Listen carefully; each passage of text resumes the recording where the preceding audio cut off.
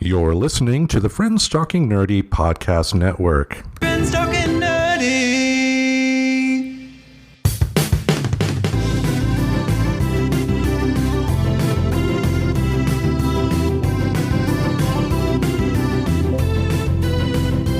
If your friends are nerdy and you are nerdy too, I want to talk to you. Friends Talking Nerdy.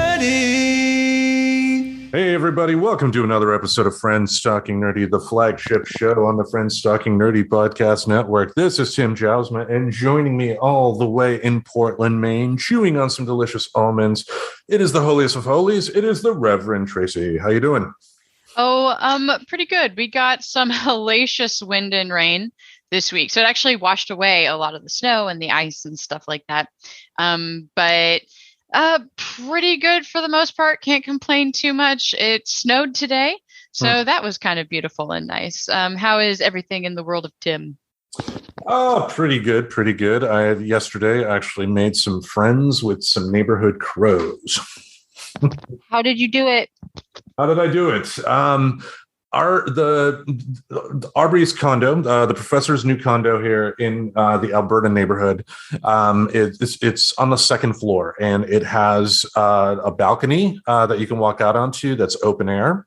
That looks like right out on the street. So yesterday when I was doing some schoolwork, I turned and looked out the window, and I saw a crow that was sitting on the power line in front of the house. So I thought, why not? I ran in the kitchen, grab a piece of bread, and then I went to the door to the deck, open it up really quietly because birds being birds, they're going to be startled. And then poke my head out there, and I I got the bird's attention. I called it like a dog. I was like, come here, hey boy, like that. And then I ripped the bread, and I showed it to the bird. And it was funny because the crow, did the thing that I've seen birds do when they're paying attention to you. When they turn their head, they're really looking at you, where their eyes are at. So he saw me rip the bread up. I ripped up a couple pieces and tossed it on the deck, and then I closed the door. And it was funny. He started walking really slowly on the power line until he was right directly in front of the house. Then he started puffing up and calling for about a minute.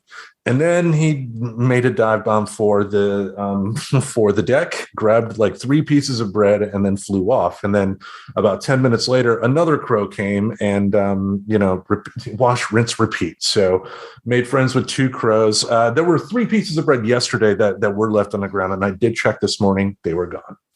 Oh, nice. Yeah, crows are really smart. I have been interested in trying to make crow friends, like actually getting them to be your friend, like legit.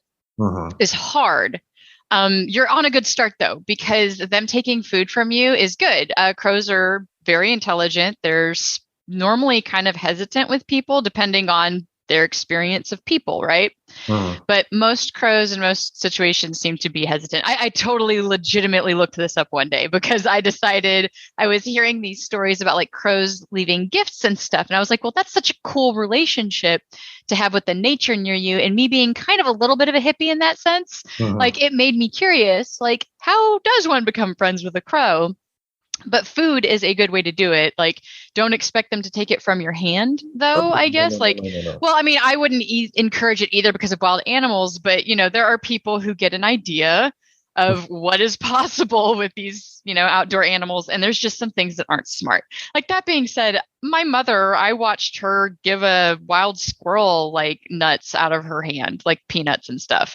But that's because she had kind of developed relationships with these squirrels in that area, like over a few generations. I know that sounds silly, but it is learned behavior, like how animals react to us. So crows are just really fascinating to me.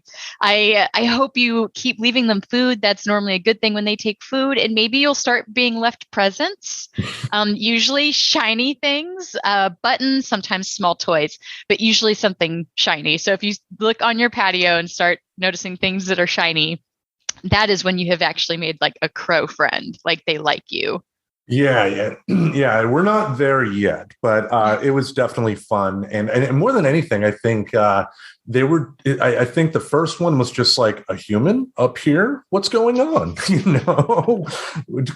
Maybe a few people on ground level will throw them some seeds or something like that, but I think it was just the crow was just more curious about what was going on, and it got a nice treat out of it. So yeah, positive reinforcement and whatnot, right? yeah, it kind of helps out with people. But speaking of pets, someone in Italy had some comments that got quite the stir among the world. Right. Like, and it was kind of crazy because, I follow like a lot of different respected religious leaders. I do try to find a variety of voices to listen to and to take to heart in sermons. And so like, it was kind of crazy to me that, have you ever heard like, hey, did you hear that so-and-so said this? But you felt like you kind of knew enough about the person to be like, wait, what?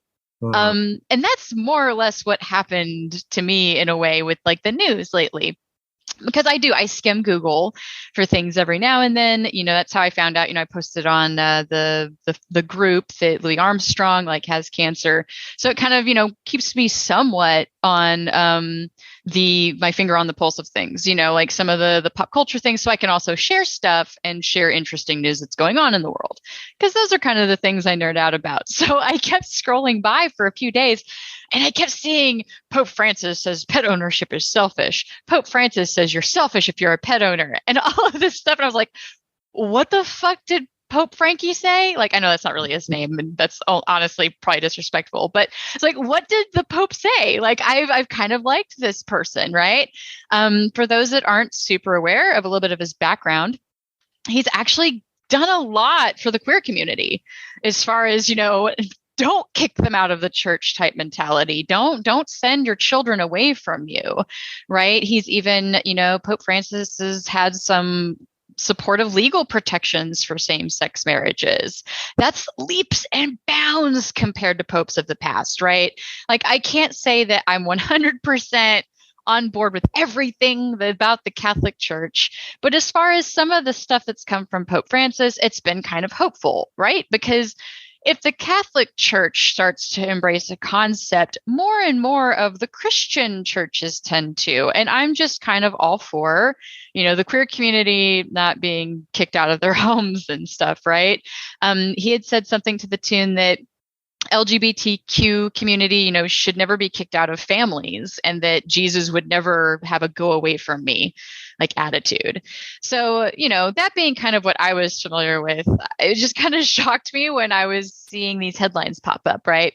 Yeah. So that was when I finally was able to find, the Snopes article where they had apparently gone in and found a transcript of this, because I was curious what he actually had to say. And I try to steer away from articles that can't produce enough of the dialogue around a quote, right? Because to me, that just kind of stinks like cherry picking stuff, which I kind of feel like is exactly what happened. But I wanted to actually ask you what you kind of felt about some things, because we had talked about it before and you had said you would read it before we came on. So before I bias any opinion, I wanted to let you go first. Yeah, I definitely read the Snopes article, and for folks that aren't aware, you should be. Snopes is a well-respected website that does, fact checking. If there is something like this that permeates society, they're the ones that will do a deep dive to make sure it's actually true or not. So. I'm glad this was available, and I hope that the Vatican actually reads the article and takes note, because they made the notation that their website was like designed in the 90s. With all the money the Catholic Church has, you would think they'd be able to get like a WordPress site. Right? Like, come on. Even the Dalai Lama has a fucking YouTube channel and all this stuff. And that's because that's what they do with it, right? Mm-hmm. Like, they put some of the money back into it. So I also thought that comment was kind of cute and kind of funny at the same time, because, you go back to the Catholic Church, you think about it as kind of that super the conservatism of not changing, right? If you don't have to. So to them, it's we got a website up. that still works. Nobody's moved on to anything else. Boom. But yes, I did think it was great that they were able to find this because, oh my gosh, I think more people should make it easier to just go and pull transcripts. Like if you're in public speaking, there's enough technology, or if you've got people, hear us out, Catholic Church, like at least put up like what he said. So if he's going to be under the scrutiny of our social media and our news media, because they played a huge part in this, right? It was BBC, CNN, Fox, like they were all doing headlines like this. So yes, like if he's going to be under some scrutiny, I think the best thing he could do is make sure like his actual dialogue is up somewhere. So sorry, I didn't mean to interrupt anything with that, just other than ditto, like update stuff. Exactly. I mean, it's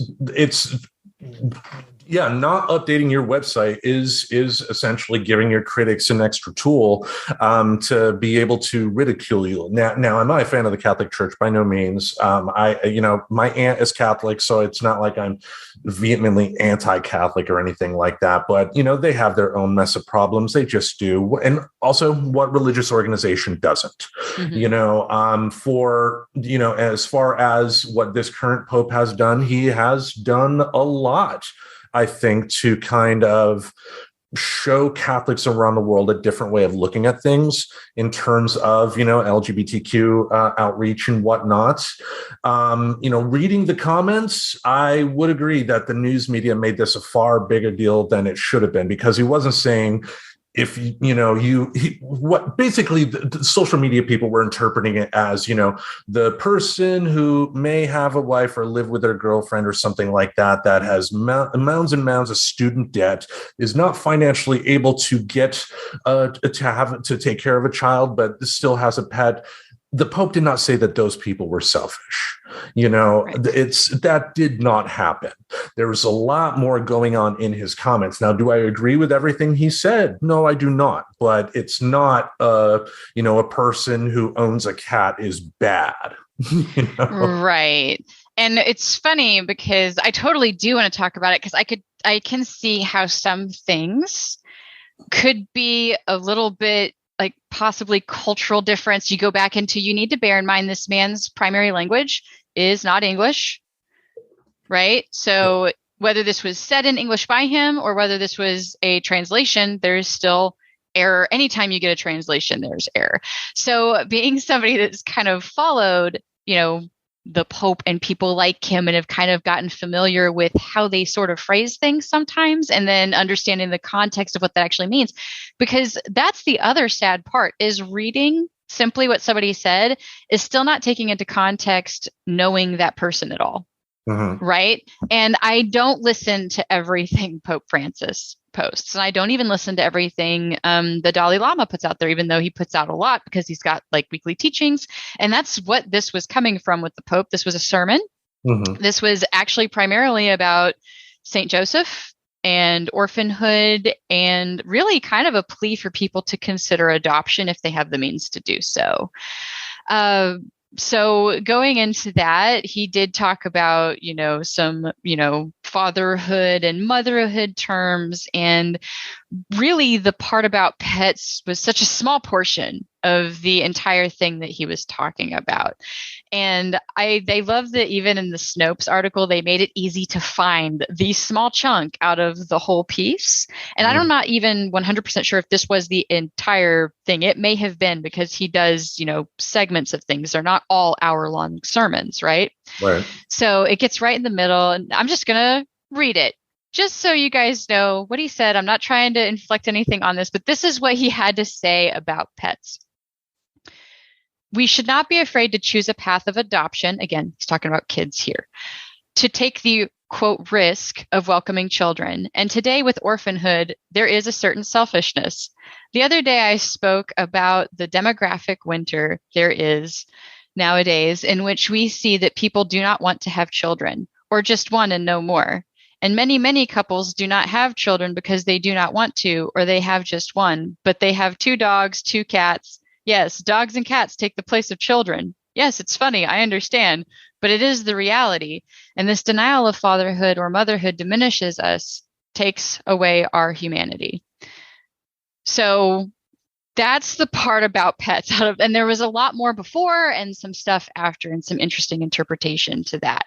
But I don't believe he was actually necessarily saying stuff about like biological mother and fatherhood. Again, the overall sermon was about orphans and adoption, right? Like he was more, praising Saint Joseph because he raised Jesus as his own, even though he wasn't biologically his. So going into that whole piece, it's more likely this is spurred from the kind of issue that we have where we've got a lot of kids who are being raised in the system. I don't know if you know the number, Tim. Do you know about how many orphans just in America alone age out of the system? Far too many. I don't know an exact number. Yeah. I mean, you're right. 20,000 is far too many. And when you consider a lot of that demographic then makes up houselessness, homelessness, even substance abuse issues, potentially by not having that fatherhood and motherhood being raised. And so whenever he was saying like taking away from our humanity, he wasn't necessarily trying to say you're not being human if you are not doing this. I think he's probably more talking about this bigger issue because he does try to cover bigger issues. And that, maybe there is a selfishness to like the Paris Hilton person who wants their purse dog and the vest so they can take them in. They want to take their pet into the grocery store, even though it barks at small children. That's what he was saying, that he notices a certain selfishness. And that's why he was making a joke and laughing. Yes, dogs and cats take the place of children. So sure, I guess you could interpret it as saying that it's a selfishness, but I also kind of get the point that he's making. I'm not saying I 1,000% believe in it, but if you do have like the mentality of wanting to treat something like a baby, why not let that be a baby? And I'm not saying run out and adopt right now by any means. It's just the question of it. If you do have the means and if you do have that urge for that, there might be something that's more beneficial to our society to put that energy towards than getting permission to get a vest so you can take your puppy in with you to the store. And I'm not saying that, I am a person that has an ESA personally. I do have one for my anxiety and stuff. And I do believe in them, by the way. I see a lot of them and they're great and they're like behaving dogs and they've very obviously been trained to be an ESA. So this is my opportunity to say, oh, if you want an ESA, you're a crap person. That is not what I'm saying. But we have all seen that dog, right? That's got the therapy vest that has obviously not been trained for this. And I'm like, if that dog is supposed to be keeping you calm, I don't want to see like what it takes to like get you unglued because your dog is disturbing my peace with trying to like get a box of macaroni right now.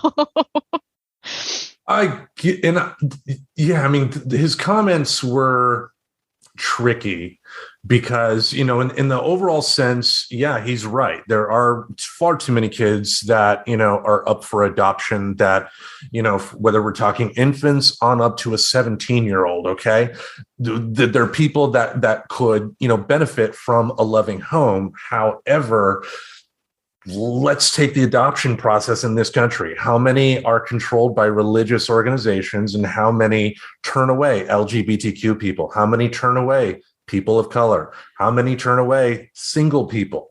Oh, no, I'm with you there. Like, I was not saying that he by any means like has helped make it easier, but he, you know what I mean? It almost ties into some of the stuff I was saying before. Like, he has supported allowing legally for same-sex couples to get married.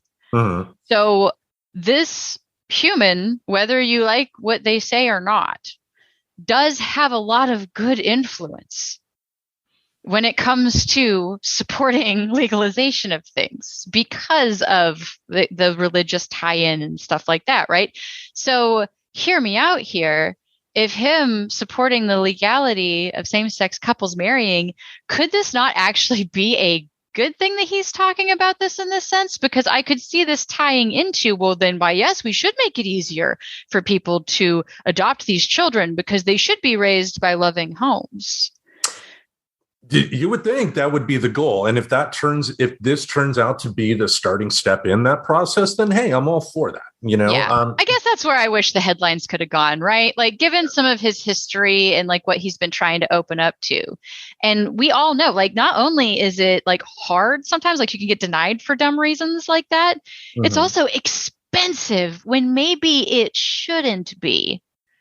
So why don't we use this as an opportunity to talk about, like, yeah, we do have like way too many kids. And if there's people out there, and if you're adopting pets because you can't afford or have been stopped from adopting children, oh, by all means, like, I don't think the Pope is talking about you at all.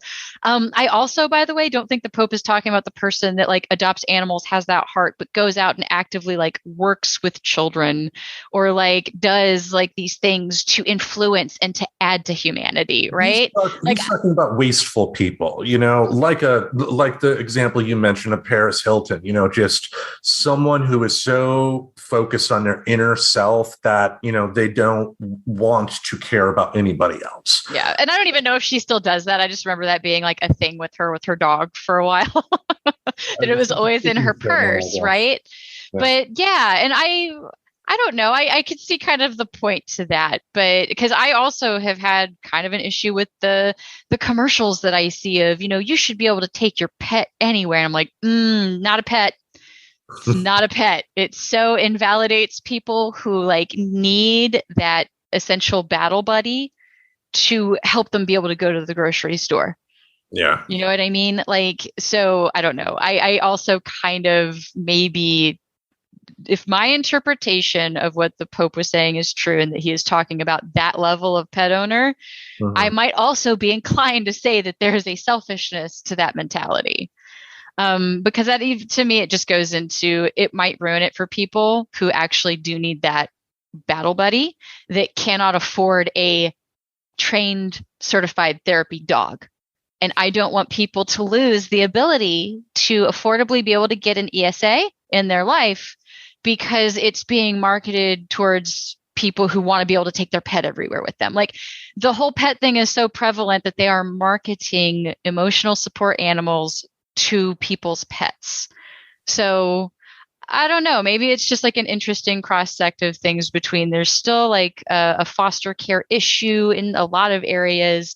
And then there's this weird, like, the petness stuff that, I just happen to notice because the ESA thing, right? Because of course I'm having them advertised towards me. I have an ESA.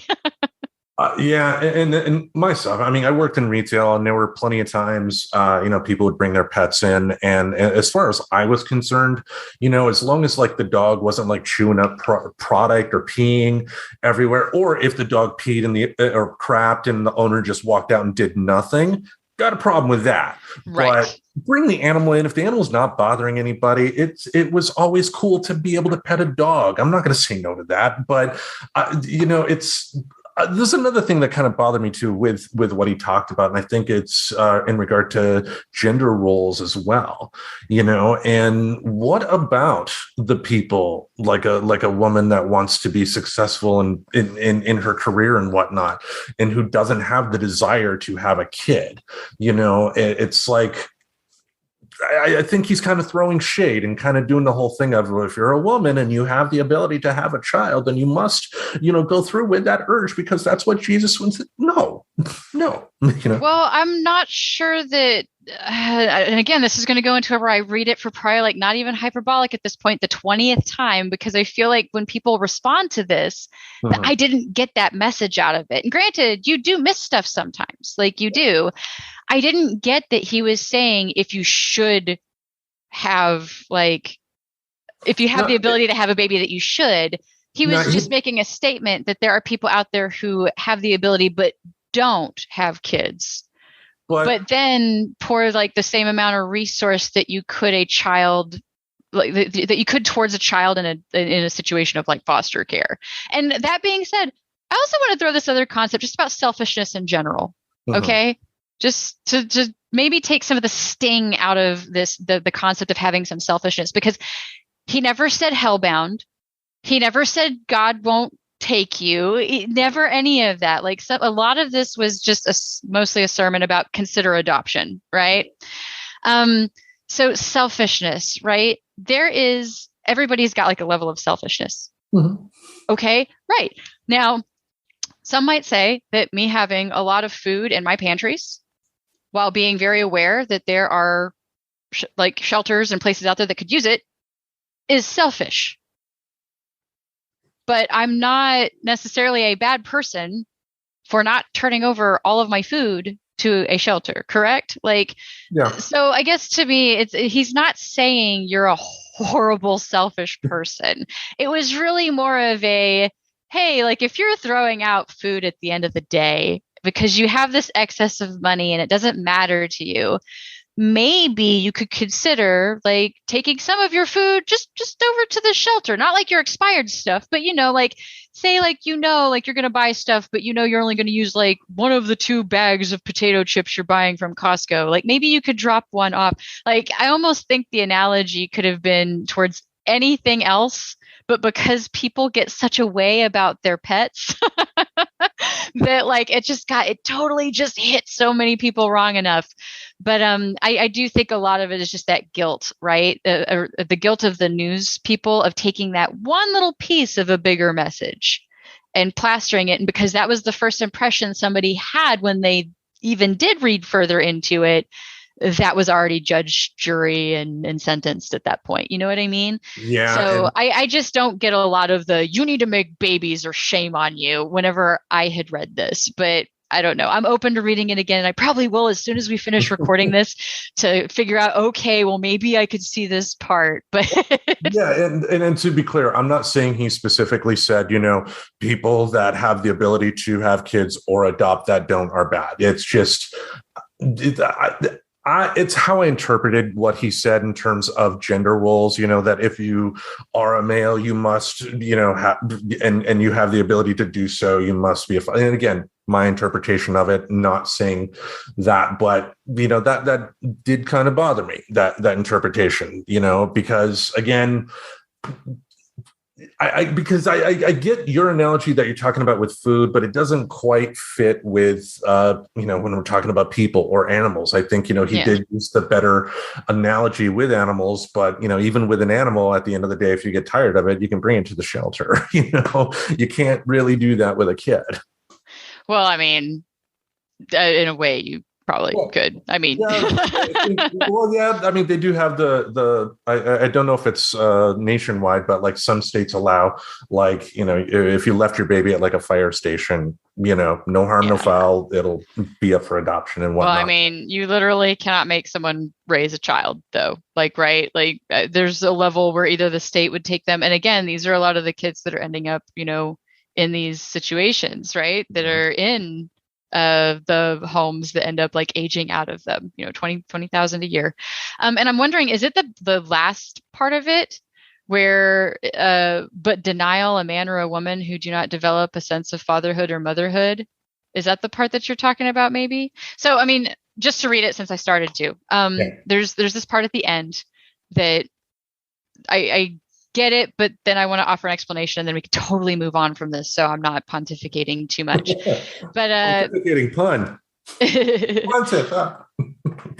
And also if you cannot have children, think about adoption. It is a risk. Yes. Having a child is always a risk, either naturally or by adoption, but it is riskier not to have them. It is riskier to deny fatherhood or to deny motherhood, be it real or spiritual. But denial, a man or woman who do not develop the sense of fatherhood or motherhood, they are lacking something fundamental, something important. Think about this, please. Is that the part, maybe? I think that was it, yeah. Okay. So I actually talked about this because a few people actually texted me. I got a few private messages about it. So I had more interesting conversations offline than on, the actual page where I posted it, on my Facebook anyway. Uh-huh. And, well, what I wanted to point out there is it says, be it real or spiritual. And now I've worked with kids before, and I know how much, not only is it good for them to have an adult to work with them, it was really good for me as a human. Like I learned so much just by teaching kids and working with them.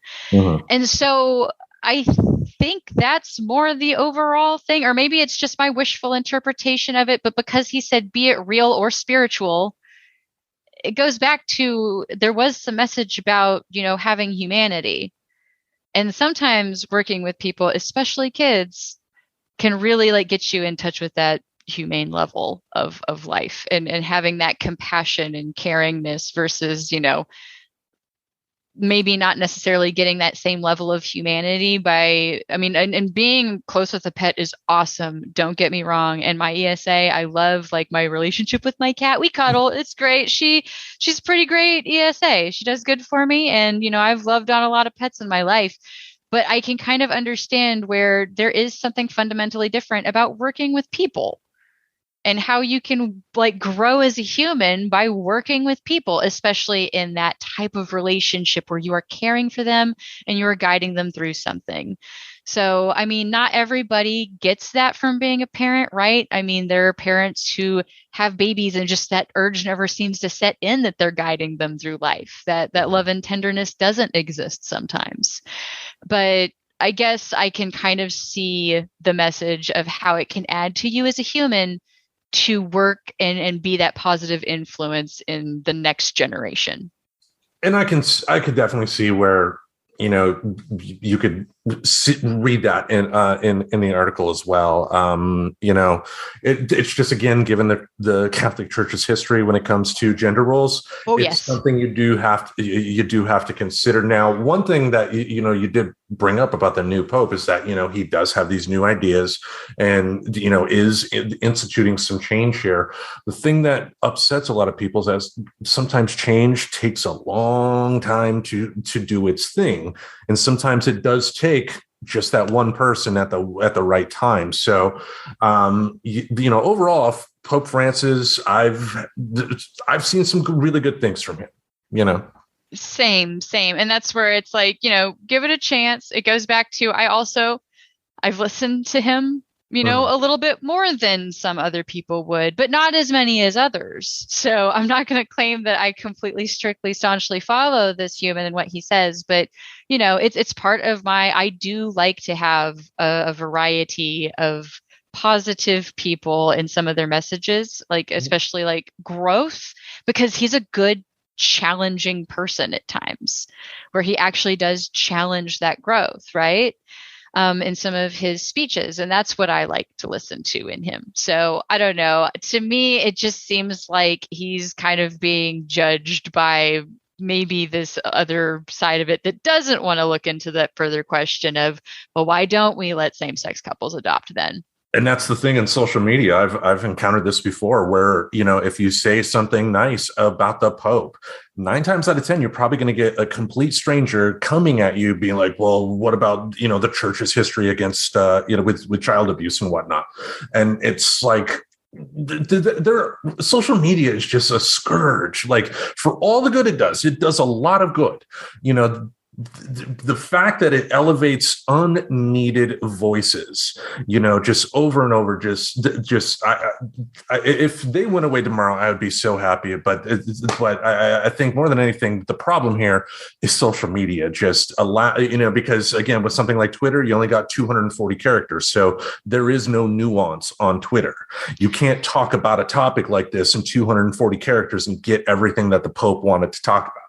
True. But see, that wasn't my issue, though. Remember, mine was seeing the Google scroll, and this was the chosen headlines that the news were going with. Mm-hmm. The problem too. Yeah. Right. And because it goes back to kind of my rant about the major news media at this point, the mainstream media or whatever the hell that we're calling it these days, is they've pretty much picked up a marketing mentality. They don't care. Like, okay, the person who makes a product at the end of the day does not give a shit if you use it. They care if you buy it, and they care if you share that you bought it, so maybe other people buy it. Mm-hmm. And kind of they're doing the same thing with news articles. They don't care if you read the article. They care that you saw the headline that you wanted, you purchased it by giving it your attention, and then you shared it to people. So I'm not even sure some of these people that are sharing these news articles are going as far as to even reading any of the content in there. Nope. But so the news picked this one thing. Those headlines could have said anything. Pope points out urge to adopt. which would have been way more accurate. So what was hilarious was really the reason I shared the Snopes article was to point out like, hey, you guys asked me like why I don't listen to any of them anymore. And this is why. This is why I've gone to more of like, I like the 5-minute news updates because that is exactly enough time to tell me what happened, where it happened, and when it happened, and not try to get your opinion in my head. Right. And then if I'm curious, I can go read more about it. Like there's a shooting in Texas that happened that I otherwise would have been completely oblivious to if it wasn't for like listening to those things that do like the 5-minute summary of just, the actual informative headlines, not the emotional pulling ones that are starting to be more prevalent. Oh yeah. I mean, and we've talked about it on the show plenty of times before too, and we'll do it again, but it's the news media in this country. They're a for-profit company. They, all of them. Doesn't matter whether they have a great reputation in terms of delivering the news or not. And that's the problem because, they want you to keep coming back. It's like a butcher. The butcher wants you to keep coming and buying the meat from them. And if there's another butcher across the street, what are they going to do? They're going to do what they can to entice you to stay at there. And it's the same thing with news, and people in this country need to wake up to that. And I think also, I think that there may need to be some political intervention in terms of some regulations, in terms of, in terms of what about bringing back the fairness doctrine, the thing that Reagan got rid of in the 80s that saw the birth of conservative radio. What if we somehow got that back in terms to, which would make it to where like Fox News would have to have an alternative opinion. Now, granted, knowing Fox News, they would put that alternative opinion on at 3:00 in the morning, but having, both opinions may be one thing, but it's just complicated. It's just complicated. It is, right? Because it's like, I don't know how I feel about the whole idea of like making laws and making it mandated to somehow like get people on a more calm, like way of dealing with things and looking at things, right? Because to me, it goes back to, yes, I'm so sorry if it annoyed anybody how much I shared what I was listening to this past week. As if you don't know, you might know by now, it was largely triggered by this. I'd like to encourage people to listen to more of those calm middles where they can. So I started sharing where I find my information. Now, that being said, yeah, I listen to a lot of NPR shows and people have their own opinions about NPR, and I understand. That's why I try to stick more to like the interview style shows where they bring people on of opinions, or, the 5-minute news feeds. And then every now and then there's a show in there that I'll throw in. But like what was funny was even Wait, Don't Tell Me pissed me off because they made a joke about the Pope calling people selfish for pets. So I was like, no, you're doing it too, and you're supposed to be a comedy show, damn it. So, anywho, that's all I encourage. If something's like poking you, if something is stabbing you in the fucking emotions, take a second and ask yourself why that's how they're getting your attention. Because it's definitely not just to share knowledge with you, right? Like, and definitely read the articles too, because as we've encountered with this issue, the headlines will say one thing, but then the article will say something completely different, and that's I don't want to sound like I'm throwing stones to the people that reacted to the news of the Pope, because I've certainly been part of the pitchfork crowd in the past, but things like this should make people realize how easy it is to get lost in that whole thing. The whole social media storm, and like, yeah, you have to be discerning on how you handle your social media, and you also have to be discerning about the type of news that you intake. And yeah, I don't watch the cable news. If I try to get my news from anything, it would be NPR or the AP. Associated Press is pretty straightforward. Yes. They're not going to have opinion pieces or anything like that. But anyway, any more thoughts on the Pope? No, other than I could totally tell you wanted to say lost in the sauce, didn't you? There's a little bit of you instead of lost in the, I don't know what you said, but you stumbled. I was like, come on, lost in the sauce. Nah. But no, but case in point, like that's really it, guys, is I just wanted to kind of make a case for the Pope. Like, let's not cancel Pope Francis just yet. I'm sorry that if you feel self-conscious about your relationship between pets and whether or not you should adopt, I guess that's on you. Like, I haven't adopted at this point in my life either. But I also don't think that he's calling me a piece of shit, and I have had pets like this whole time. I don't think they would have let me adopt anyway. So. Yeah, I mean, I at the end of the day, it's a personal choice. If you have the ability to, and you want to adopt, I'm gonna support that. No matter who you are. But having said that, for whether it's poor people or just rich people that don't want kids, I don't think they should be shamed here. To your point, I don't think he was really throwing shade at them necessarily, but it was a complicated message. Let's say it wasn't what CNN tried to make you think it was. Right. It definitely was not centered on the pets issue. It was more of a there's like a problem, like most countries have it. You should, if you can, that'd be cool. Yeah. Well, speaking of cool, let's talk about some Big Mouth this week. Yes. The latest episode here that we're going to review is Best Friends Make the Best Lovers. I like this episode. This is a really good one. So. Yeah, so far, I mean, and we'll obviously dive more into it as we go on, but so far, yeah, I mean, each episode is getting better and better, and I would have to say this is one of my favorites so far. Now, some of the themes they talk about in here, having to hang around people after you embarrassed yourself in front of them, primarily from Nick at the beginning of the episode, but he's had plenty of embarrassing things, but like we all have done it. Oh yeah, I was just going to say story of my life. I'm not even going to try to pick one to go with. I think I've already shared like the swimming incident at the church camp recently, so we'll just be like, yeah, I had to go in front of those people after that. Like that happened.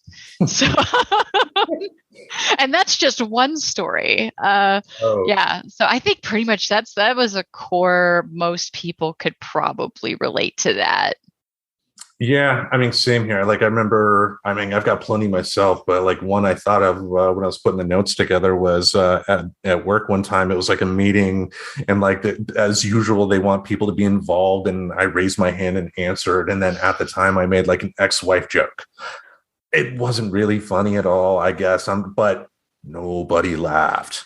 Oh no, Tim! Even comedians know not to make jokes in those situations. Yeah, and it was just like, well, hey, you got to deal with it, and you just swallow your pride. You have a laugh at yourself and move on. That's all. Oh man, yeah. Oh, rough though at work. Now, do you have any memories of embarrassment as a kid that were memorable?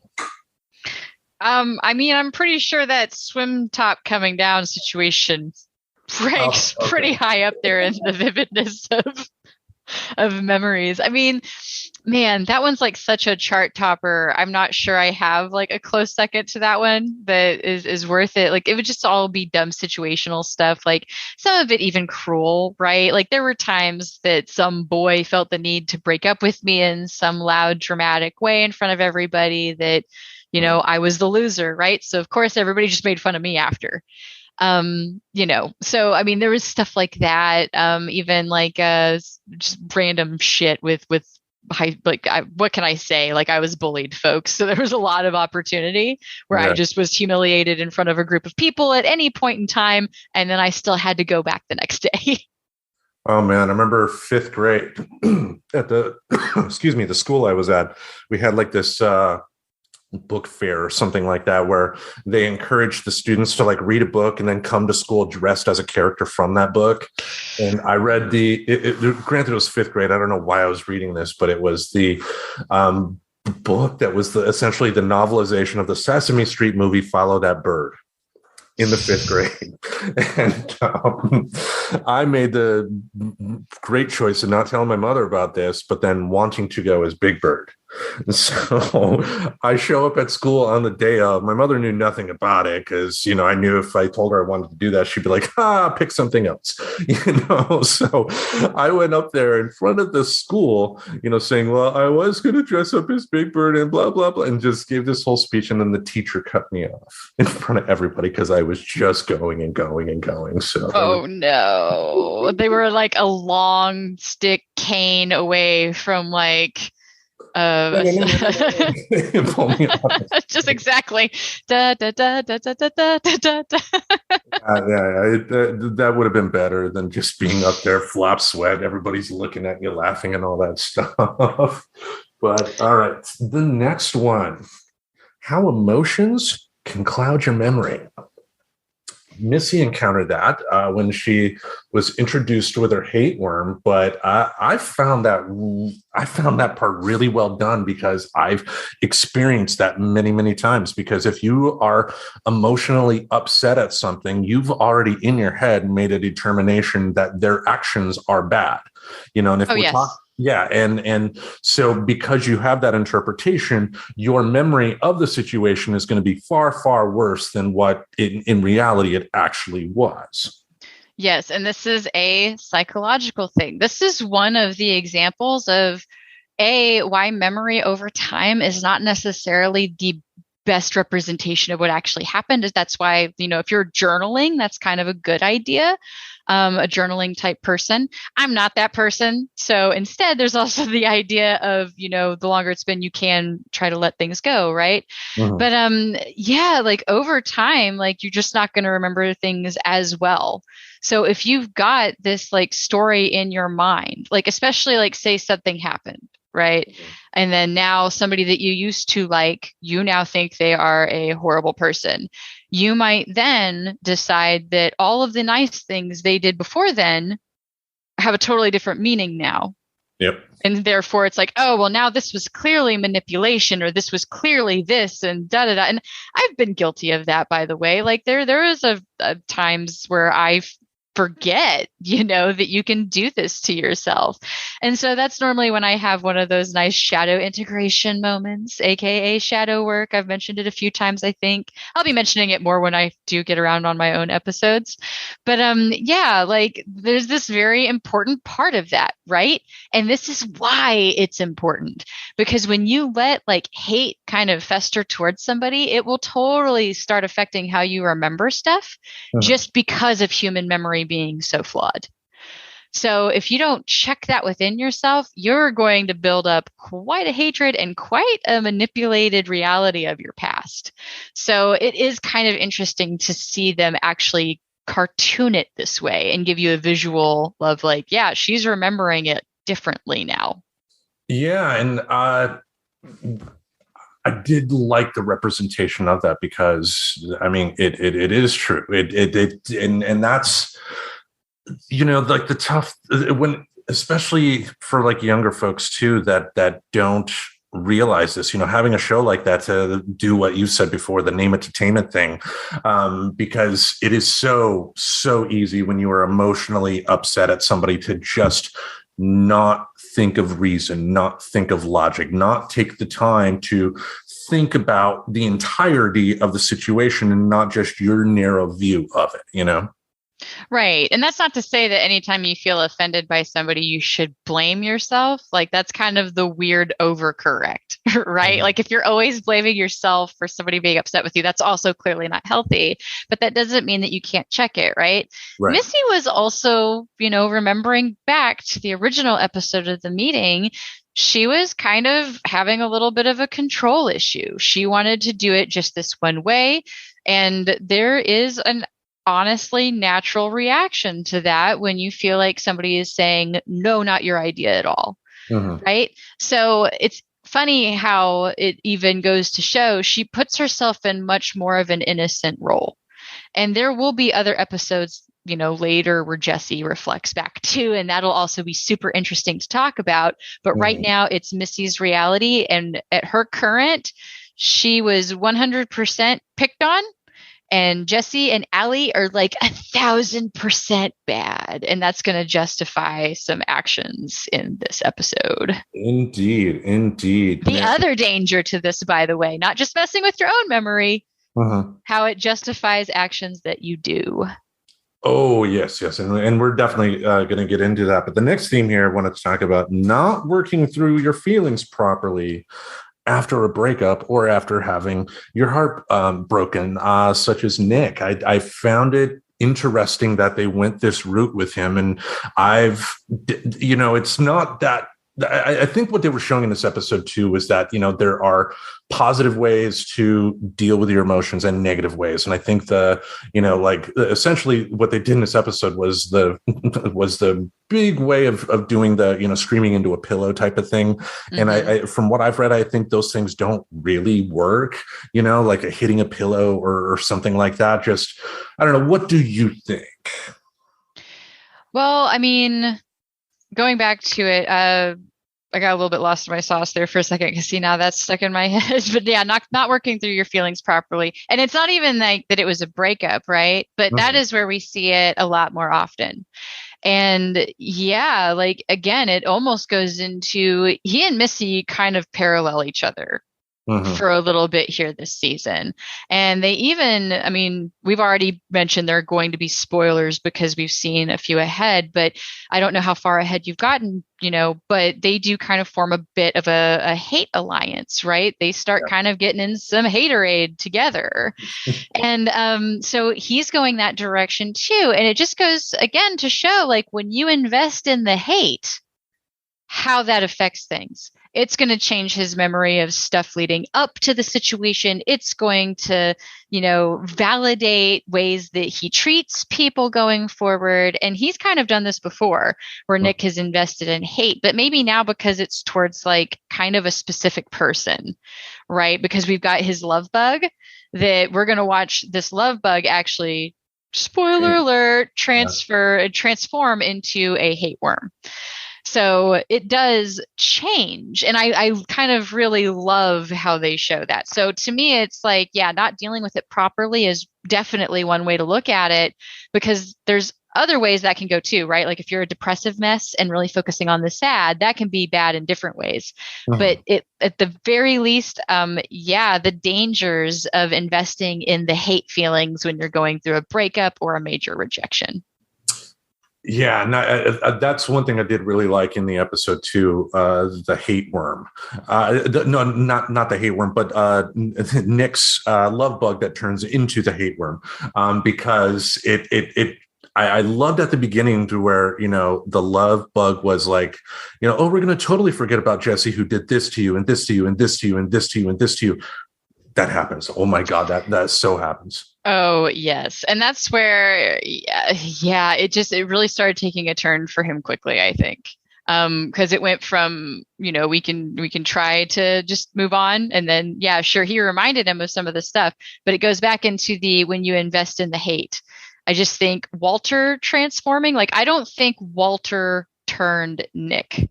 Uh-huh. I very much see this as Nick turned Walter.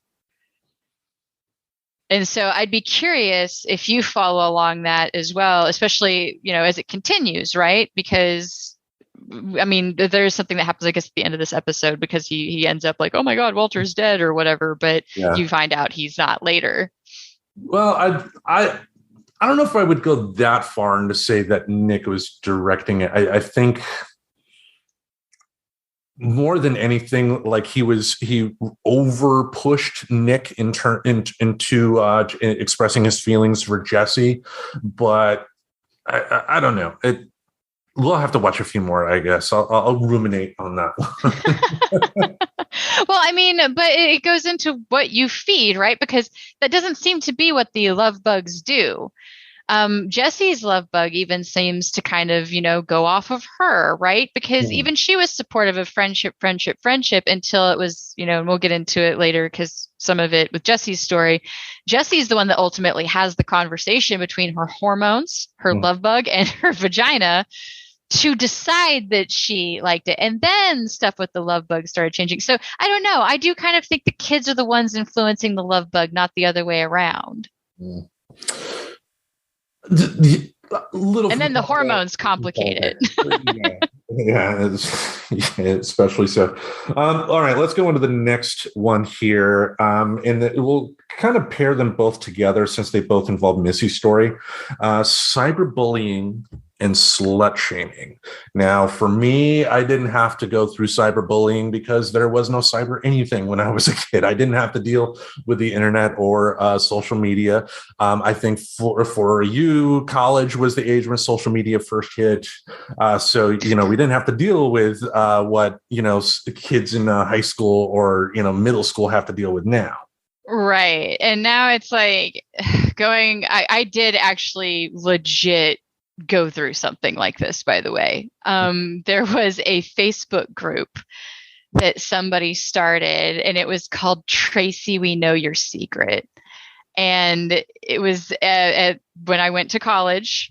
And I remember I only found out about it because somebody got invited to it.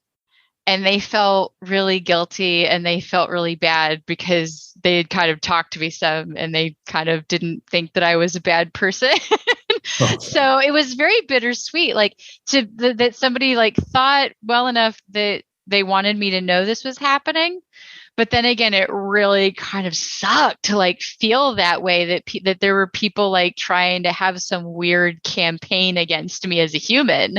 Yeah. And it was total dumb stuff. And it like was super crazy. It was like one of my roommates was involved. So it's crushing sometimes, right?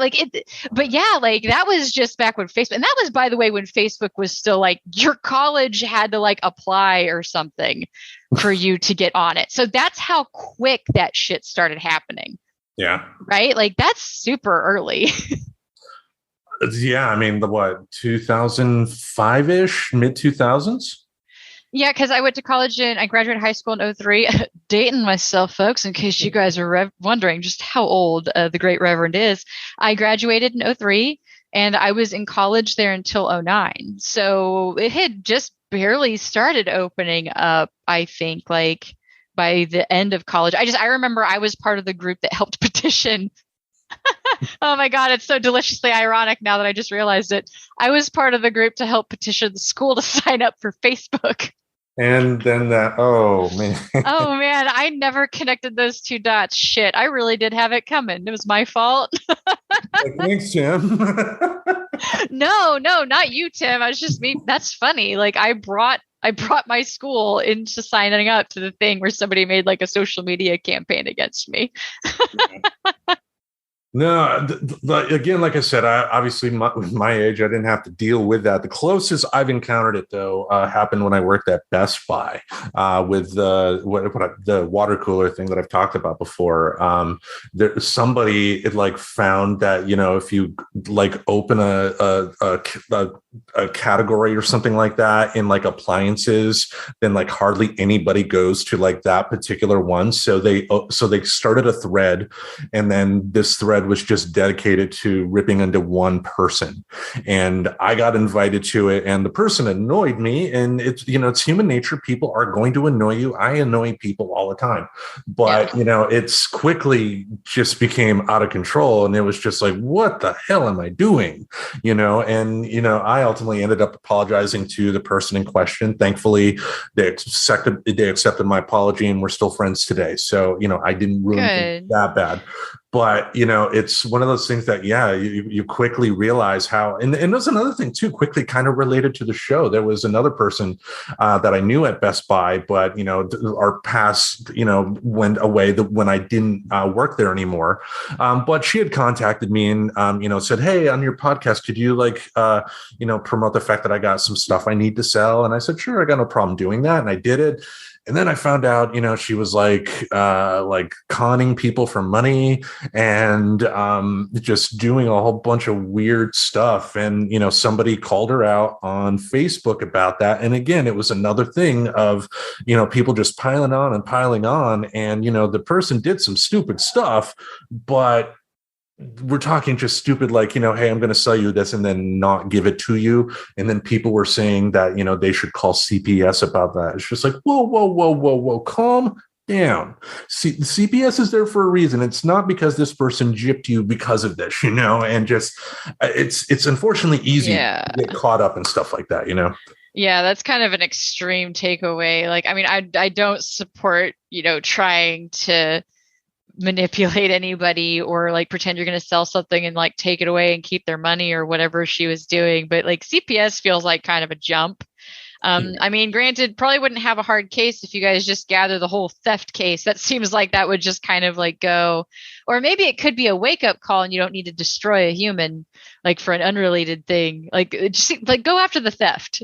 Don't try to get somebody's kids taken away. Sorry, that was like a very weird thing to go after on somebody, but yeah, like it's very dehumanizing. Just to speak from experience, to go like, imagine if they had found that. I mean, granted, you said the group was made before she did the thieving, terrible stuff, right? Like there was this other random like hate against her beforehand, or that was about it? That was something completely different. Okay. About two separate people. Gotcha. Stealing, the person on Facebook did it after the fact. I guess it was like they were supposed to be sold like a painting or something, and they never received it, and just wanted to call it out. And gotcha. It just spiraled out of control from there. Just people like, yeah, it happened to me too. It happened to me too. Well, I heard this. Well, I heard this, and it's. Yeah, I mean, I even had to go into that thread and be like, people, take a breath here. What they did was shitty, but not that shitty. Right. And so like even like the person who is just kind of, whatever, they're socially awkward or whatever their crime was, just consider that. I don't know. I kind of wish I missed the golden rule. And it just seems like a lot of people have gotten away from it. But just, hear me out. Maybe if you wouldn't like it done to you, then don't do it to other people. Like, I mean, especially over just petty, stupid crap. Right? Like this person's annoying. So let's like make a thing. And I'm glad that you saw the other end of that and went like, yeah, this is maybe not something I want to invest my energy into. But it stinks that like that's still kind of prevalent today. But yeah, it's just we don't need to do that. If they're doing something wrong, like maybe that needs to be handled that way, not through the lens of social media. Yeah. Now, what about the slut shaming aspect too? Because in the age of social media, in the age of revenge porn and all that stuff, and or just name call, or the patriarchy being what it is too. I mean, look at what Missy did in this episode. She didn't know anything about Missy and Jesse's, interest in a potential relationship, but she spread the rumor that, they were indeed, having sexual relations in jail or something like that.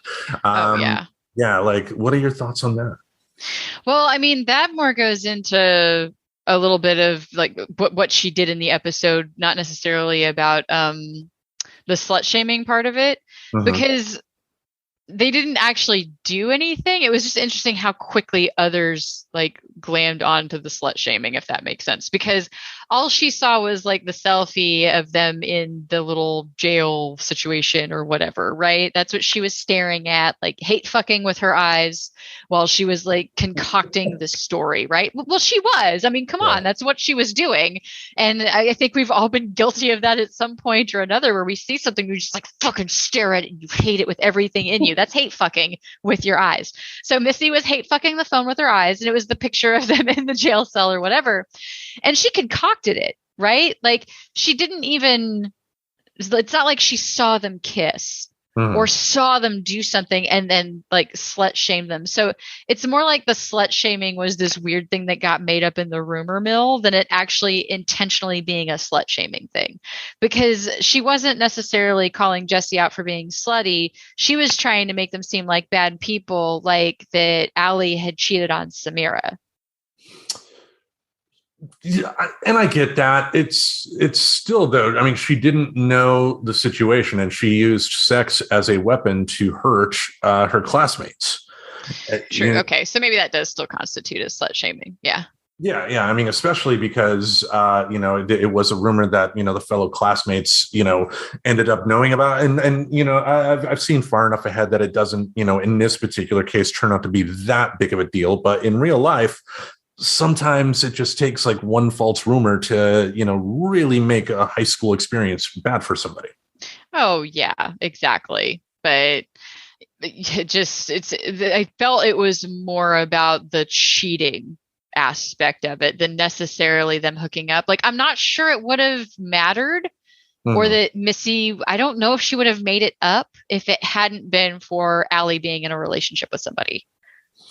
So that's my big question of, was it really about the sex, or was it really about trying to say they are bad people because Allie cheated on her girlfriend and Jesse knowingly was the other woman? Right. So Yeah. I don't know, like maybe those two are like kind of so close together that it is kind of interrelated, but I didn't take it as necessarily trying to shame those two being attracted to each other or them being gay or being sexual. It was more just making up a lie to make them about being about bad people. Yeah. No. I didn't think Missy, suddenly became a Fox News viewer or anything like that. No. But again, her actions did kind of lead into a negative, the people having a negative view based on this fictional sexual thing that potentially happened. Yeah. All right, the next one here, let me find it on the list. Fantasizing about the potential future with a love interest. That happened to Jesse in this episode. And man, have I ever been guilty of doing that plenty of times. Oh yeah, I've done that. I remember as a young person that, being the stereotype that it was, I would sometimes write my first name with someone else's last name and, make pretend what that would look like. So, I mean, sure. Future casting seems like it should be honestly part of it, right? But I guess the problem is sometimes it can be unrealistic. Granted, I did want to kind of give it credit that it wasn't completely unrealistic, like her future cast relationship of what it could be like with Allie, right? And what's funny is, she does it later and it was like so hyperbolic. It seemed more unrealistic than this version of the future cast, but it also goes into later she's doing it from a much more emotional space, which can kind of cloud your ability to think logically, right? So at this point, with the future casting and stuff like that, at the very beginning of the show, when it's all very positive and she's like just had this really awesome interaction with this person and, has been friends with her. So even like some of the interests come up, right? That, oh, like I brought you these shoes that we could wear to this next social march we're going on because, they're being politically activists. So it actually made sense. Whereas other people can future cast and it's like, they might be into this completely different hobby that this other human has zero interest or any experience in, and will somehow be future casting like this unrealistic thing of like being super into this hobby together when you have no real reason to think that. So I thought it was kind of cool that it at least displayed some realisticness and didn't go super hyperbolic. Like not everybody does that in relationships. So it was kind of nice to see like that realm of possibility style of fantasizing, but in a realistic way. Realistic-ish. I mean, once they're pulling out dicks from the ground, that's with the second one.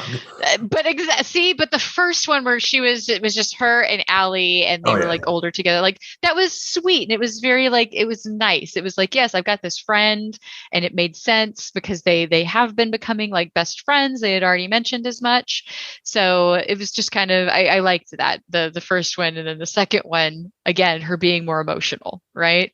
Yeah, being less realistic. I mean, I had to think of myself at that age, and like if my parents had sat me down to tell me, that hey, this is something that you could potentially go through in terms of thinking about the future. It's like, I don't know if I would have necessarily listened to them. Like, how do you talk to a kid about this? What do you think? About fantasizing about the future? Yeah. Well, I mean, gosh, let them have some joy in life. There's nothing really, I guess it's just, if there's, I don't see the harm in it. Like if it depends on what the fantasies are about, but not all of it is going to be your business as a parent, to be totally honest, right? Like, especially romantically, but that goes into, I think as long as you're grooming some of the more like healthy emotional regulation stuff, like you're not going to have to worry so much about what are they fantasizing about with this person and if it's realistic or not. Sometimes it's just fun to have an unrealistic fantasy. Like, and it doesn't have to be anything bad or dirty or evil or anything like that. Like, it can just be a cute thing that it is But if you're teaching your kid like overall emotional regulation and like kind of putting stuff in their tool belt to deal with things like anxiety and heartbreak, and maybe teaching concepts that, you should water what you want in your life. Maybe don't feed the hate when you catch yourself like totally tripping on hate. Consider another one, like consider that doesn't need to be what you're fully invested in. And then I don't think you really need to worry so much about a lot of the nitty gritty of basically trying to helicopter over every relationship and scenario in those relationships. But but we've kind of talked about a lot of that even leading up to this question just now. So yeah, and I mean, I definitely agree. It's one, I guess, if anything, if I could go back, I would do my best to make my kids aware that this could be a thing, and to, just take the time to kind of step back if you can, to, appreciate it, because, those thinking about the future things can definitely be fun, especially, early on in a relationship and whatnot, but accept them for what they are. Don't try and make that your reality, if that makes sense. It does. I think it's because, to me, it's almost more like this would have been covered with the NRE talk, which is something that we've brought up before, right? Because this is very much part of that NRE. And that's where it can kind of, new relationship energy. I don't want to accidentally use an acronym and people be like, what the fuck? New relationship energy, self-explanatory. And it's a really awesome term I learned following different polyamory websites and stuff. But it's very relevant for monogamy too, though, right? It's that whole, you can burn the candle at both ends for hours on end, but and weeks and months at a time even, but that's not healthy to sustain, right? So I think if you're kind of covering a lot of those topics that come up with emotional regulation, that this is going to naturally kind of curb itself with a kid. Indeed. Now, the last thing I wanted to bring up involves Jay, and that's wanting more from a romantic partner, because in this episode, he's continuing on with his side piece adventure with one Charles Liu, and he wants more. Oh, yeah. He's so miserable. Poor puppy. I feel very bad for Jay in this episode. He's found at various points, like one person found him, Andrew found him once, but it had shown him tearing up a few times. And it goes back to, yes, I was the unpopular kid. Yes, I was bullied. Yes, I've been a secret girlfriend once or twice in my life. And it really is a garbage feeling. And it sucks because it's like you feel like, or at least for me, and what I very much glean from his character is it's either this or you're just really lonely. Right? Especially if, Jay's got friends. I know in my situation, I had a few friends. I wasn't completely friendless, but I didn't have a lot of friends. So whenever you get like that level of kind of bullying, I think that does lead to people being more likely to be in what is very obviously an unhealthy relationship, right? Like if somebody was in a secret relationship with you as an adult, it would be clearly not a good thing. Right. It doesn't make it any better when it's in schools. And it's something I think should be talked about in a sense whenever we talk to kiddos about relationships and stuff like that. Right. And it goes back to mirroring healthy relationships.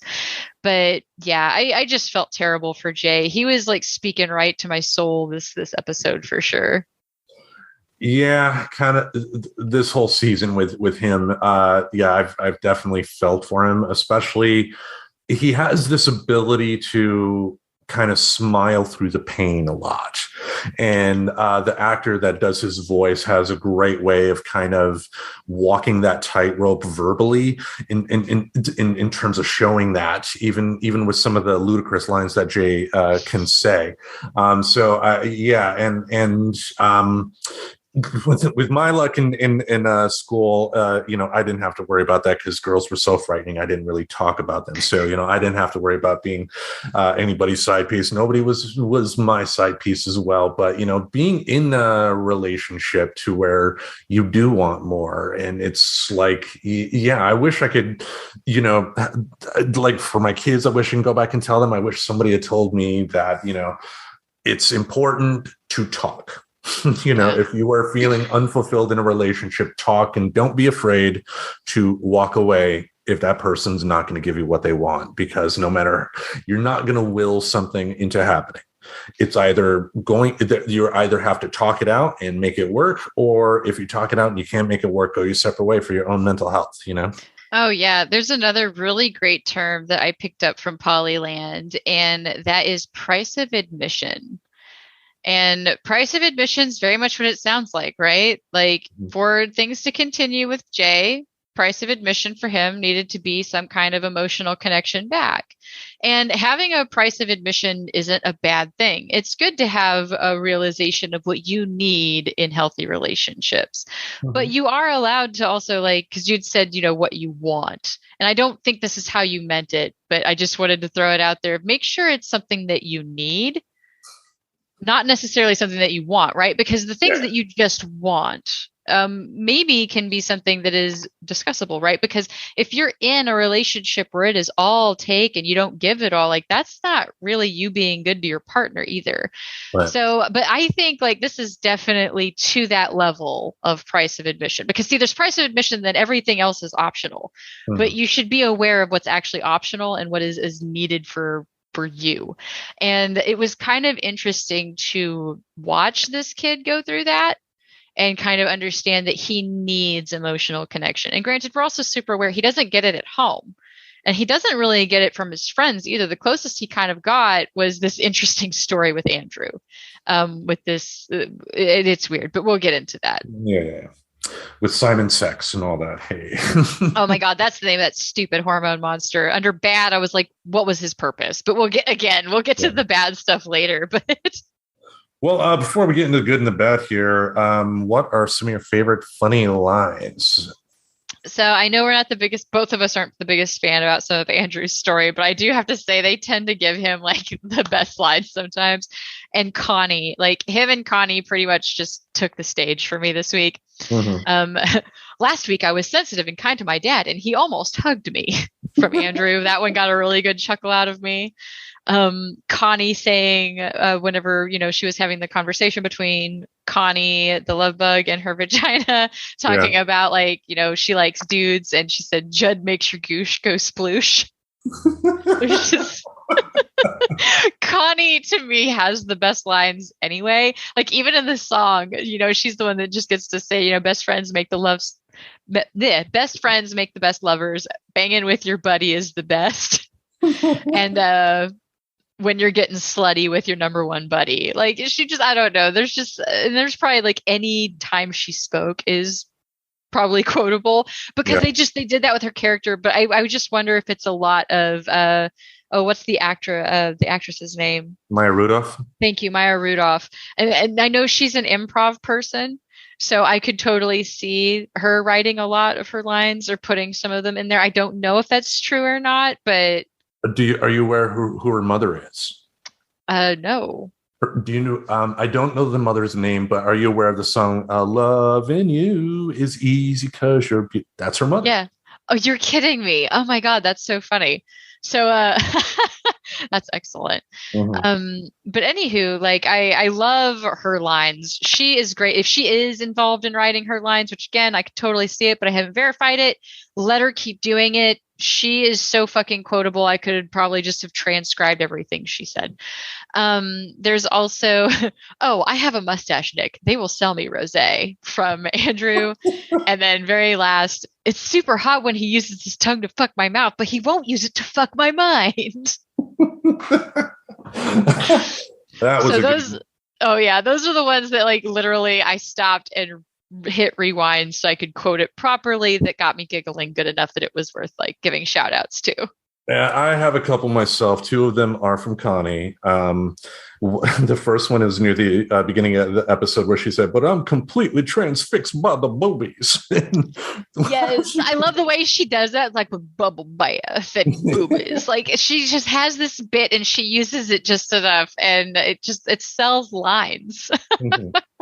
Brilliant. There's another one. Hell yeah, we can go from flirting to squirting in a lick of a clip.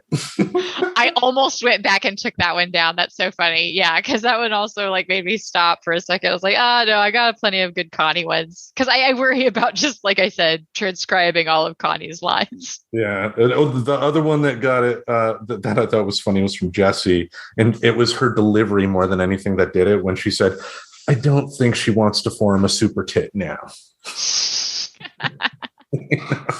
Yes, when she was being like more rational and yeah. right? Yeah. All right, now the good of the episode. What do you think? I love how Jesse's love bug versus Connie. In the beginning, and even the love bug kind of called it out that the hormone monster was making things so much more awkward and so much more complicated than it needed to be. Like, this is your friend, you should be comfortable around them. That was a really great representation. Jay and being the secret lover and trying to deal with that, and how like dehumanizing and hurtful it can be, especially like now if you're on the same page, right? Like, I'm not saying I condone the behavior, but there are people who exist that are totally fine with having a secret relationship because they're running around on somebody and there's a certain thrill to that, right? But this is not a mutually agreed upon price here. And it's interesting. And I thought they did a really good job showing Jay kind of deal with that. And, eventually he did like put his foot down and it ended that relationship, but that's okay, because that goes into that when two people have a clash of that price of admission. Say what you will about Charles, if he was a bad person or not, probably so, since this would have meant that he was cheating on somebody, because I guess he was dating Gina, supposedly. Yeah. But either way, he didn't want everyone to know about it. Jay did. And it doesn't matter why Charles didn't want anybody to know about it. Jay needed that validation in his relationship to be that way. So, and it was kind of nice to see that kind of come to that end that way. The hate worm. Oh, just a fucking knock it out of the park representation. Another really great emotion brought to life through a character introduction by this team that has made me love this show so fucking much. Mm-hmm. I love the hate worm, how it can seem harmless or even cute and acceptable in the beginning, or a little bit of it's okay. But if you feed it and if you invest time in it, it will just get uglier, and you will start talking yourself into saying things that are not true out of this sense of justice. And like even Missy said it near the end, these comments are giving me life. And how like there are studies about this, like when you get the like buttons, when you get comments that validate your feels, it does things with chemicals in your brain. We love it. I loved the whole visual representation of the hate got into her head. And Missy even said, "Ooh, that feels different," in her own little Missy way. And I think they're just really hitting nail on the head with like representing another emotion that is complex and that we're not necessarily teaching kids how to regulate. And some of us adults kind of suck at regulating it ourselves. Indeed. There were just a few more. Jessie coming to the conclusion that she's bi was also really awesome. I loved that she actually had a conversation. She started it. She gathered a meeting between her parts, her heart, and her hormones, and like came to the conclusion that she is bisexual. And I thought that was cool. And the love, like anytime those three are talking, because they've done that before, where they've all three talked, I think, or at least Connie's talked to her vagina. Like the vagina character is hilarious. There was a line in there about having like a 3-person improv team or something with like the butthole or something like that I thought was like really kind of funny. I almost went back and took that one down. But I loved the part where Jessie also ultimately chose what I think is love over sex rather than choosing a friendship over a relationship. And I think she showed a very good loving moment. We brought it up a second ago with the quotable quotes, like, now is not the time for a super tit. And then it came into this really beautiful back and forth where Jessie says, "I love her too much as a friend to risk it, like right now." Right. And Connie says, "Fuck you, that's beautiful," while she's crying, right? And it's great because I didn't even like Allie at first, but she's also managed to grow on me, especially in this episode, because her heart was immediately towards feeling bad for Samira. Like that she didn't want her to believe that she had been betrayed in that way because it wasn't true. Mm-hmm. So I really like what they've done with this episode and these complex stories, and then just a dumb, stupid story that nobody asked for. Dummy fun thing. I've totally done a lump. I have put a nail through my foot that was in a board. And I even think we've talked about it on this show before. I don't remember, because if you know the story, then it probably means we have, but I have totally like stepped on a board that had a nail in it playing somewhere I wasn't supposed to, and like drove it through. Oh man, I saw Lump do that. I was like, oh crap, I forgot that part was in here. That's funny. Wow. Yeah, it doesn't feel good. I don't recommend. Like all the way through your foot? Oh, yes. Okay. So quick side story that nobody asked for. My mother had told us not to go play on the pile of wood. So of course we had to go play on the pile of wood, and I was leading my like battalion or whatever, my army, and my brother was leading the versus army, because this is how I played as a small girl in Texas.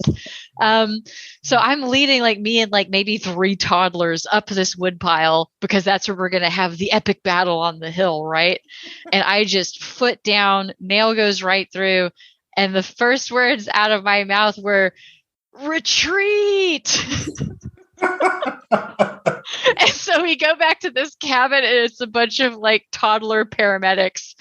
Like it was bad. Like it didn't like, because I pulled my foot out of it. Like I didn't have the board still stuck when we got back, but it was like you could see it all the way through on the top of my foot, like the bruising and stuff, like as it was healing. Oh, my mother was hella pissed, but not a fun experience. So I've lumped my foot. What can I say? Lump. What a guy. Call me Limp. You should go to the hospital, Lump. All right. What did I like about the episode here? I loved Nick's love bug. I loved the transformation, and I loved how it was just spot on about how, those feelings of love can turn on a dime. That was really good. Rochelle, I loved, that's Missy's hate worm. I really, really loved her, because again, it would be one thing if they tried to present the hate worms as bad people and evil and mustache twirling, but the hate worms so far personalities have been really nice. Seems appealing, even feels good to talk to and validating and all that stuff. Yeah, it goes back to that psychology of the negativity, right? Indeed. And also, I really appreciated how much when Missy was going back, thinking about, her past, thinking about the memories, thanks to the hate worm, that they just changed it slightly, because that's what happens. When people, it's not that people intentionally sit around thinking of false things and whatnot. It's just your brain is just thinking from one point of view, and you're going straight forward. So I really loved how they did that. And lastly, the vagina within a vagina within a vagina was a great gag. That was really good. This is going on forever. Someone just popped up at the end. Like, yeah, that's what totally sold it. That's why I was like, I love the vagina character. She's probably one of my favorite ones that's not featured in every episode. Like, I love that they don't overdo it with that character either.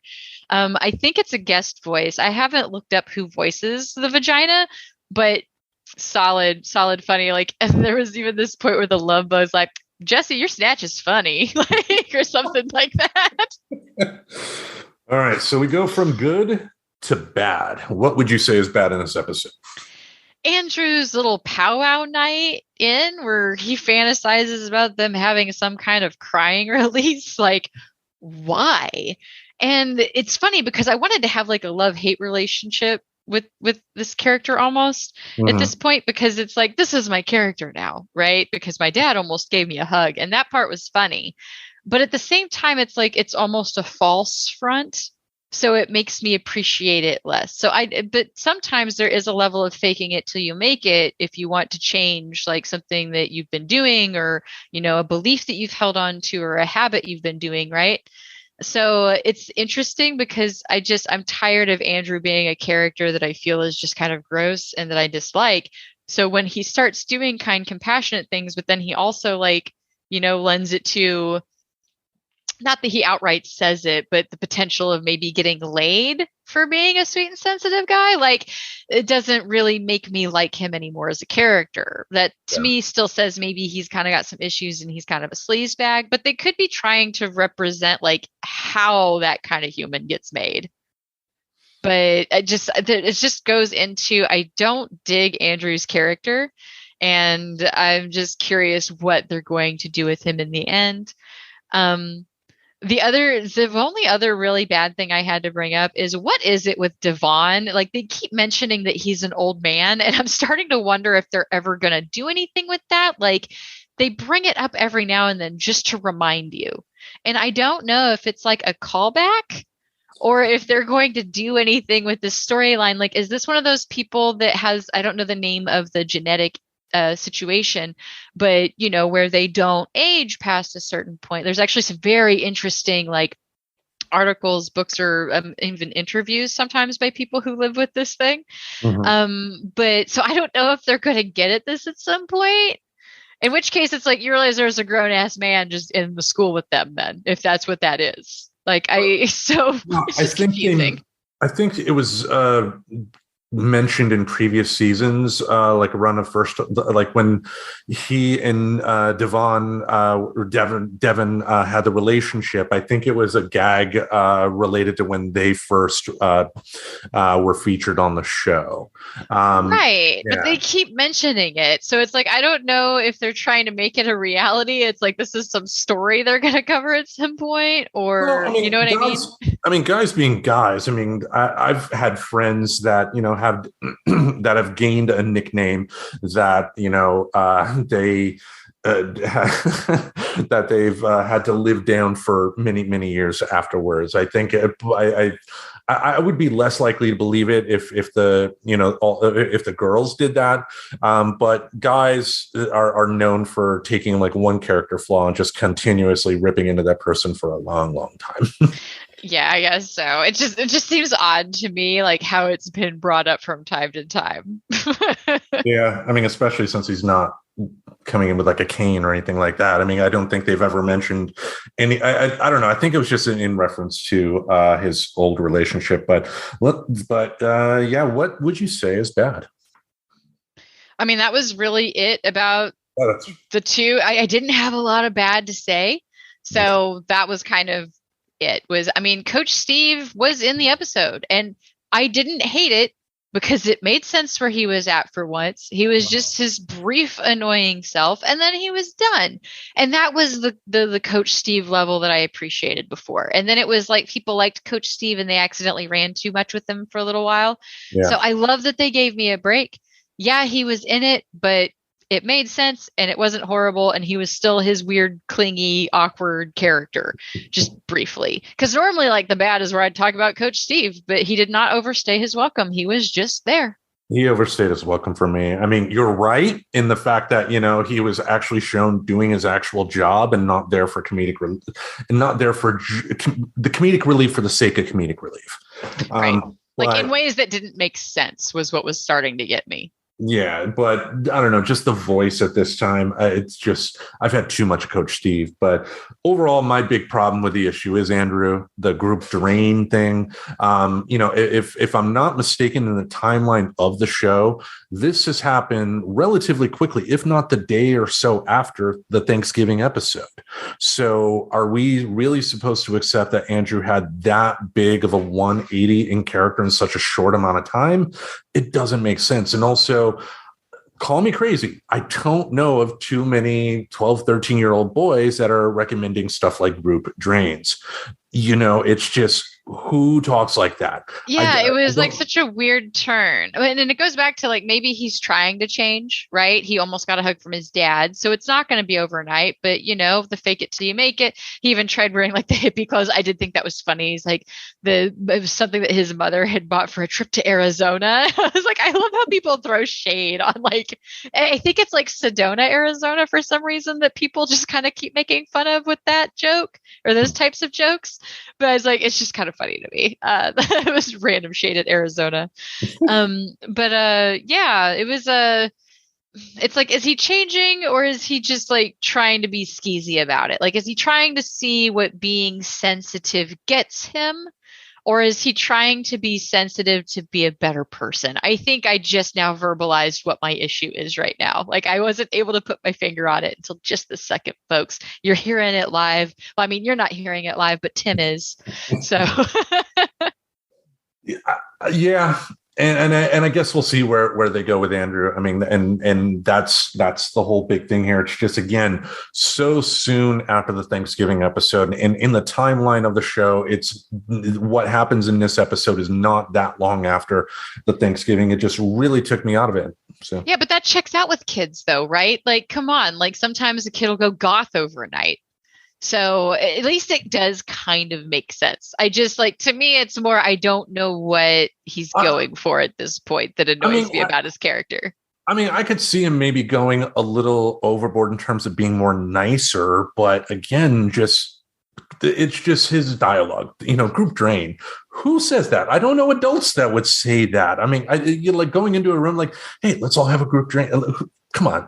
Yeah. And like, yeah, I'm with you there. But I guess like to me, the overnight suddenly trying to change how you dress thing, that's probably the most sense that was made out of that little storyline. And then some of the other stuff is like what's kind of like confusing. I don't get his motivation behind it. And the group drain thing, like no child's gonna suggest that.